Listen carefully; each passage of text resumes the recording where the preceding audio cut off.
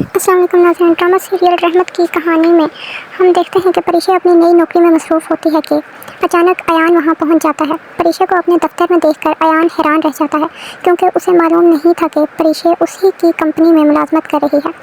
इसी लम्हे अयान के दिल में पुरानी बातें ताज़ा हो जाती हैं और वो सोचता है कि जिस लड़की ने कभी उसकी शादी की पेशकश को सख्ती से ठुकरा दिया था और उसकी बेइज्जती की थी, अब वो उसी की कंपनी में एक आम मुलाजमा है, तो इससे ज़्यादा अच्छा मौका उसके पास नहीं आएगा परीशा से बदला लेने का। अयान तमाम स्टाफ की मीटिंग बुलाता है। जब परीशा को मालूम होता है कि कंपनी का मालिक अयान है तो उसके होश उड़ जाते हैं। वो कभी सोच भी नहीं सकती थी कि उसे अयान के मातहत काम करना पड़ेगा।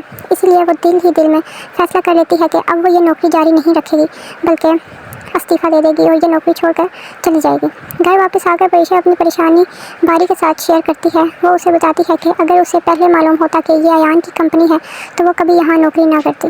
बारी भी ये सुनकर खामोश हो जाता है क्योंकि वो जानता है कि एक वक्त में अयान परीशा से मोहब्बत करता था। ताहम वो परीशा को मुकम्मल इख्तियार देता है कि वो अपनी मर्ज़ी का फ़ैसला करे। इसके बावजूद परीशा नौकरी छोड़ने का इरादा ज़ाहिर करती है। दूसरी तरफ परीशा की वालिदा उसे समझाने की कोशिश करती हैं कि वो अपने वालिद के बारे में दिल साफ़ कर ले क्योंकि उनका रवैया अब बदल रहा है। लेकिन परीशा को यकीन नहीं आता। उसका मानना है कि उसके वालिद हमेशा हालात के मुताबिक बदलते रहे हैं और अब भी उन पर भरोसा नहीं किया जा सकता। इधर आलम साहब अपने साबका गलतियों पर पछताता है।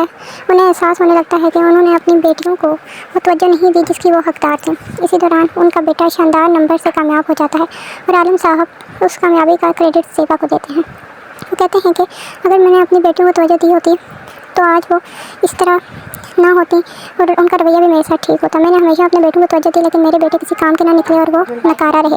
लेकिन ये बात रमेशा बिल्कुल पसंद नहीं आती और घर में एक नई बहस छिड़ जाती है। दूसरी जानब कहानी में एक नई मोहब्बत का अमकान भी जन्म ले रहा है। अयान की वालिदा अनाया को अयान से शादी के लिए आमादा करने की कोशिश करती हैं। जब अयान को इस बारे में पता चलता है तो वो हैरान रह जाता है, लेकिन अनाया की बातें सुनकर उसके चेहरे पर मुस्कुराहट आ जाती है। अनाया वाज़ेह इशारे देती है कि अगर कोई मुनासिब शख्स हो तो वो संजीदा रिश्ते के लिए तैयार है। अब सवाल यह है कि क्या परीशा वाकई अयान की कंपनी छोड़ देगी? क्या अयान अपने दिल की पुरानी बातें भुला पाएगा? और क्या अनाया और अयान की शादी हो जाएगी? मज़ीद अपडेट्स के लिए हमारे चैनल को लाइक एंड सब्सक्राइब करना ना भूलें और कमेंट सेक्शन में अपनी राय का इज़हार ज़रूर करें। शुक्रिया।